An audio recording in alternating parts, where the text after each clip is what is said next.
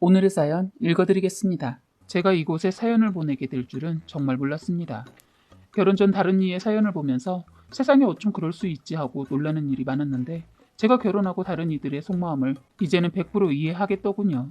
일단 결혼 전 전혀 시월들을 의심하지 않았던 것은 시아버님이 돌아가시기 전 시어머님이 노후에 혼자서도 잘 살 수 있도록 재산 관리를 잘 해두셔서 아버님이 안 계셔도 어머님과 아들이랑 둘이서 잘 살았다고 하더군요. 그래서 그런지 그늘이라고는 찾아볼 수 없고 어머님 돈 쓰는 것도 화끈하셨어요. 저는 잘 살지도 그렇다고 못 살지도 않은 환경에서 자랐지만 전력이 몸에 밴 환경에서 자라서 솔직히 두 사람의 사치가 조금 부담스러웠습니다. 셋이서 만나는 날엔 늘 어머님이 밥도 사주시고 백화점에서 고급진 옷도 사주셨어요. 제가 12개월 할부를 해야 살 수 있는 옷이며 가방 뭐 이런 것들을 자주 사주셨어요. 그땐 감사하게 받으면서도 걱정이 됐습니다. 사람이 받기만 할 수 없으니까요. 그런데 한 달 있으면 어머님 생신이 있었는데 유독 한 달 전부터 자꾸 백화점을 가자고 해서 가게 되었습니다. 그런데 자꾸 어머님이 정말 입이 똑 벌어지는 옷을 자꾸 보시면서 이쁘지 않냐고 하면서 나 저거 사달라는 식으로 말을 돌려서 하는 겁니다. 앞으로 다가올 생신 때 받고 싶다는 것 같았어요. 그래서 나중에 시간을 내서 다시 방문해 금액을 따로 알아보니 입이 떡 벌어져서 입이 다물어지지 않는 금액인 겁니다. 시어머니는 저한테 소소하게 때론 값이 나간 물건을 해주셨는데 다 이유가 있었던 거였어요. 저에게 엄청난 금액의 옷을 원했던 거예요. 저는 절대로 사드릴 수 없기 때문에 제 선에서 선물을 하기로 맘먹었습니다. 그리고 늘 받기만 하기 그래서 한 번은 저도 나름 무리를 해서 어머님이 좋아하시는 고급진 식당에서 식사 대접도 해드렸어요. 그리고 마침내 생신이 돌아와서 저는 나름대로 생신 때 제 성의껏 모아둔 돈으로 조금은 무리를 해서 선물을 해드렸습니다. 솔직히 모아둔 돈으론 택도 없어서 카드도 썼습니다. 그런데 어머님은 제 선물을 받자마자 테이블에 탁 하고 내려놓으시고는 좋아하시는 내색 전혀 비치지 않고 약간은 실망한 것 같은 내색을 보이셨어요. 어머님의 반응이 썩 좋지 않아서 같이 있는 동안 기분이 내내 별로였습니다. 워낙 눈이 높으신 거 알고 있고 싼 거나 신상 아니면 쳐다도 보지 않는다는 거 알고 있지만 사람 면전에 두고 바로 하신 행동이 내심 상처도 되고 신경이 쓰였어요. 그때 어머님이 제 선물을 받자마자 한 행동은 시간이 흘렀어도 아직도 잊혀지지 않네요. 제가 선물을 드렸더니 고맙다. 근데 뭐야? 궁금하네. 처음엔 제가 그 비싼 옷을 선물을 못할 걸 알고 있었는지 포기는 하고 계신 것 같고 나름 기대를 하신 것 같긴 했어요. 최대한 고민하고 준비한 저의 마음인데 마음에 드셨으면 좋겠어요. 백화점에서 사면 뭐 다 좋지 않겠니? 백화점 거는 맞는데 말을 하려는데 갑자기 선물을 보시더니 뭐야 신상 명품인 줄 알고 기대했다. 허기야 선미는 그런 거 나한테 못 해주지? 하는데 기분이 상했어요. 그런데 저 어머님 선물해드린 거 명품은 아니어도 정말 비싼 거 해드렸거든요. 서로 사는 환경이 달라서 그럴까요? 저는 물건 사거나 부모님 생신 선물도 백화점까지 가지 않고 제 거는 인터넷으로 사거나 시장에서 삽니다. 부모님 거도 마찬가지로 그렇게 구입하는데 예비 시어머니한테 받은 게 있으니까 솔직히 그렇게는 못할 것 같아서 최선을 다해 선물을 해드렸는데 돌아오는 건 제 기대와 너무 달랐습니다. 받은 게 있으니 돌려드리는 거 마땅하기에 할부까지 해서 선물해드렸는데 어머님은 엄청난 물건을 바라고 계셨더라고요. 한마디로 비싼 옷은 못 받아도 저한테 선물해준 거 다 팔아서 그만큼 그대로 받은 거 플러스 2배로 받길 원하신 것 같았어요. 옆에서 빤히 지켜보고 있던 예비 남편이 눈치를 채고 분위기를 바꾸면서 그냥 넘어갔는데 찜찜했어요. 그렇게 남편을 만나는 동안 어머니 생신 한 번 치르고 결혼을 했습니다. 사실 결혼을 할까 말까 고민하다가 남편과 싸우고 그만하자고 했더니 어떻게 자기 엄마를 설득했는지 생일 선물은 최고급 선물을 바라시더니만 이상하게 결혼식만은 어머님이 저희 형편 생각해서 예단이며 이것저것 하지 못하게 해서 결혼을 부담없이 하게 되었습니다. 그런데 그게 사는 내내 저의 흠이 되고 시집살이가 될 줄은 몰랐습니다. 무슨 일만 있으면 남편이 꼭 없을 때 예단 얘기에 결혼을 그렇게 시키는 것이 아니었다고 하는 겁니다. 남편과 사는 내내 그 소리를 들었네요. 이제 제가 결혼하면서 본격적으로 시어머니와 겪은 얘기를 해볼게요. 저의 시집살이는 결혼하자마자 시작되었습니다.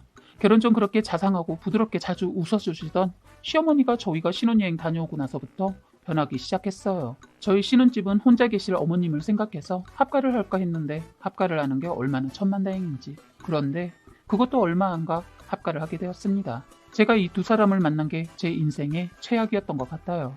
이미 사치로 길들여진 두 사람은 현실의 상황을 받아들이지 않았습니다.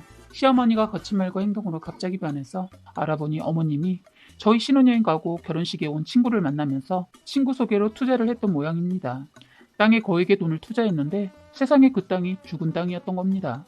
그런 걸 사시려면 직접 가셔서 사전 답사를 해야 하는데 그냥 친구 말만 듣고 투자를 한 거예요. 사기를 당하고 친구와 법적 싸움까지 가고 아주 난리가 아니었어요. 아직도 그 해결이 안 된 걸로 알고 있어요. 본인이 한 행동은 생각 안 하고 남의 탓만 계속하고 계셨는데 지금은 어떤지 모르겠네요. 어쨌든 그런 상황에서도 시어머니는 돈을 물쓰듯 쓰고 다니시는 겁니다. 그나마 남아있는 돈 아껴서 쓰셨으면 해서 제가 나서서 말씀드렸어요. 어머님, 이제는 사정이 안 좋아졌으니까 생활 패턴을 좀 바꾸시는 것은 어때요? 제가 이런 말을 겁없이 시어머니한테 버릇없이 하느냐고 말하시는 분들 계시겠지만 어머님의 생활을 들으시면 그럴 수도 있다고 생각하실 겁니다.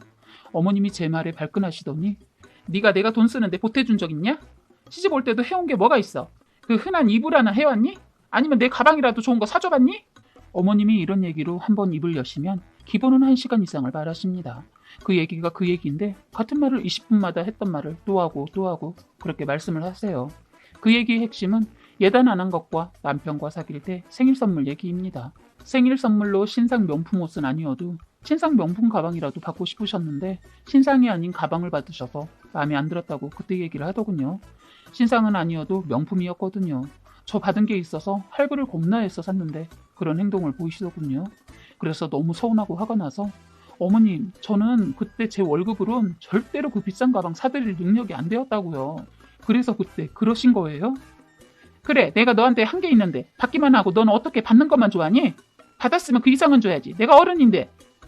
어머니, 그럼 저한테 선물해 주신 거 비싼 가방과 옷 보여주기 위해 그렇게 백화점 문턱이 닳도록 데리고 다녔어요? 내가 내 아들 줬으면 그만큼 대가는 있어야 하는 거 아니니? 아들이 물건이에요? 그리고 어머님이 이런 분인 줄은 정말 몰랐네요. 이제 알았으면 앞으로 나한테 쓰레기 같은 선물 하지 말아라. 쓰레기란 말에 참 기가 막혔습니다. 남의 성의를 무시하고 그리고 신상이 아니다고 쓰레기라고 하는 말에 저도 화가 치밀어 오르더군요. 그래서 그날 시어머니랑 서로 상처가 되는 말이 오고 갔어요. 그런데 더 기가 막힌 게 갑자기 저희가 살고 있는 집을 빼라고 하더군요. 사실 그 집도 시어머니가 박박 우겨서 고급 아파트를 얻게 되었거든요. 그 집 얻으면서 제 돈도 보태겠다고 했더니 시어머니, 코 묻은 돈 어디다 보태려고 하니? 그거 보태놓고 나중에 집 사는데 보탰다고 하려고? 그런 돈은 그냥 너 써라 하셨거든요. 그때도 정말 기분 더러웠지만 그렇다고 결혼을 없는 것은 아닌 것 같아 참고 결혼을 진행했는데 그게 제 실수였던 것 같아요.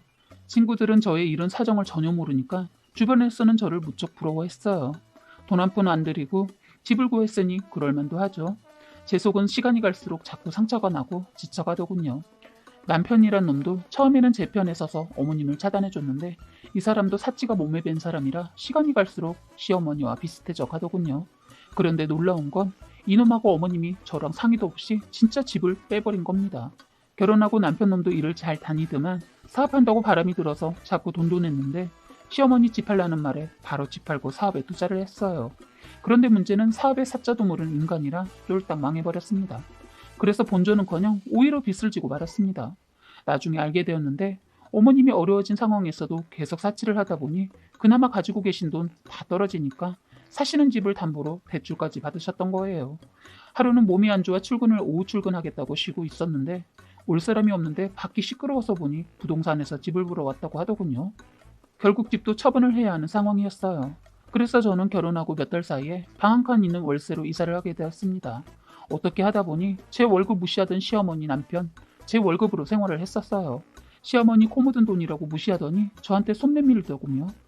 두 사람을 책임져야 하는 가장이 된 저는 그래도 가족이니까 끝까지 책임지려고 가진 노력을 하면서 열심히 일을 했습니다. 그런데 이 사람들 대책이 없는 사람들이었어요. 저는 끝까지 갈 자신이 없어지는 일이 생기게 되었던 거죠. 하루는 퇴근하고 집에 오니까 고기 굽는 냄새가 나서 삼겹살 구워서 저녁을 준비하고 있는 줄 알았는데 고기를 보니까 최고급 소고기였습니다. 저는 너무 놀라서 돈이 어디 있어서 고기를 산 거예요? 친구가 예전에 빌려간 돈 줘서 내가 사왔다. 어머니, 그러면 그런 돈 아껴두셨다. 정말 필요할 때 쓰셔야죠.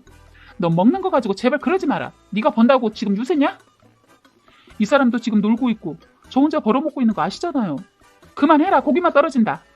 정말 애도 아니고 깝깝했어요. 이 형 사오신 거 드시고 다음에 이러지 마세요. 했더니 갑자기 젓가락을 탁 하고 던지시더니 넌 내가 이러고 산다고 무시하냐? 그게 아니고 지금 월세 내는 것도 빠듯한데 이러시니까 그렇잖아요. 제가 이러지 않게 하려면 일주일에 주말만 알바하는 아들 나가서 돈 벌려고 하세요. 집에서 저렇게 먹고 자고 놀고 있는 아들 안 보이세요? 아들 얘기 나오니까 방으로 그냥 들어가 버리더군요. 사실 방 하나 있는 곳도 본인만 쓰신다고 해서 양보해드리고 살고 있는데 모든 게 지쳐가고 있었어요. 제가 왜 이러고 살고 있는지 모르겠더군요. 그런데 제가 끝을 내 일이 생겨서 그들과 끝내는 걸 결심하게 되었습니다. 세상에 시어머니가 친구분이란 사람한테 받았다는 돈이 받은 게 아니고 3천만 원이란 돈을 빌려서 쓰고 계셨던 겁니다. 어머님이 외출을 한 사이에 친구분이 오셔서 그 사실도 알게 되었어요. 빌린 돈으로 저 모르게 틈틈이 사치를 하고 계셨더군요. 저는 도저히 이대로는 못 살 것 같아서 그날 자고 있는 남편놈한테 찜통에 물을 한 바가지 담아서 자고 있는 남편놈한테 부어버렸어요. 친구분이라는 분이 계셔서 다행히 폭력은 없었어요. 그분의 얘기를 듣고 남편놈도 할 말이 없는지 가만히 있더군요. 저는 그동안 어머님이 방에 들어가는 거 싫어하셔서 들어가지 않았는데 이제야 왜 그랬는지 알겠더라고요. 저는 방에 들어가 시어머니가 가지고 계신 옷이며 가방 등 저모르게 숨겨두었던 것들을 다 쓸어 모아 그것을 다 팔아서 밀린 월세도 내고 했어요. 원래는 어머님 친구분이 어머님께 전화를 했더니 안 받으셔서 그럼 집으로 가겠다고 문자를 하고 집으로 오셨다고 하더군요. 그래서 이제 어머님은 며칠 동안 집에 들어오지 않았습니다. 그래서 그 사이에 물건 다 처분하고 어머님 짐 깔끔하게 처리했어요. 그리고 어머님이 빌린 그 돈도 어머님이 꽁꽁 숨겨둔 고가의 명품 몇 개 있어서 일단 그거 팔아서 그 친구분 돈 일부 갚았어요. 그 사실을 나중에 한 시어머니는 제 머리채 잡겠다고 한 거 대신 제가 잡았네요. 저 경찰이 되기 위해 단증 까나온 거 많이 있습니다. 가정 형편 때문에 포기하고 사회생활을 했거든요. 그런데 남편놈도 시어머니도 막말은 저의 외모만 보고 전혀 모르고 있던 터라 저를 만만하게 봤던지 겁도 없이 몸으로 덤벼서 남편 발차기로 날려버렸네요. 친정아버지 나중에 이혼 얘기 나올 때 제가 힘들게 산 모든 사실 알고 남편놈 멱살 잡길래 그 손 놓으시라고 하고 제가 제 손에서 깔끔하게 손봐줬네요. 그런데 남편놈 끝까지 이혼 거부해서 아버지가 멱살 잡고 질질 끌고 가서 도장 찍게 했습니다. 지도 그동안 한 행동이 있어서 그런지 결국엔 도장 찍더군요. 나중에 이혼하고 한참 뒤 친구들하고 식당에서 밥을 먹는데 주방에서 난리가 나서 무슨 일인가 봤더니 세상에 시어머니가 그곳에서 설거지를 하고 있더군요. 시어머니가 잘못을 내서 사장님한테 혼나고 있는 듯 싶었어요. 자꾸 주방으로 눈이 갔는데 시어머니 밖으로 나가시는 것 같아 얼른 뒤따라가 보니 담배를 피우시는 겁니다. 워낙 곱상하게 생기신 얼굴은 몰라보게 늙으시고 담배 냄새도 못 맡는 분이신데 피고 있더군요. 뒤돌아서는데 어머님이 저를 보는 바람에 짧게 얘기를 하게 되어서 몇 마디 나눴는데 남편놈은 이혼하고 그나마 했던 주말 알바도 그만두고 아예 폐인처럼 집에만 있고 어머님이 번 돈으로 생활하고 있다고 들었네요. 사람 인생이라는 게 뿌린 대로 거둔다고 끝까지 가보지 않으면 모르는 게 인생인 것 같습니다. 시어머니 저한테 그때서야 눈물로 미안하다고 사과하더군요. 그런데 그 사과가 마냥 통쾌하진 않았습니다. 사연은 여기까지였고요. 구독과 좋아요, 알림 설정 부탁드립니다.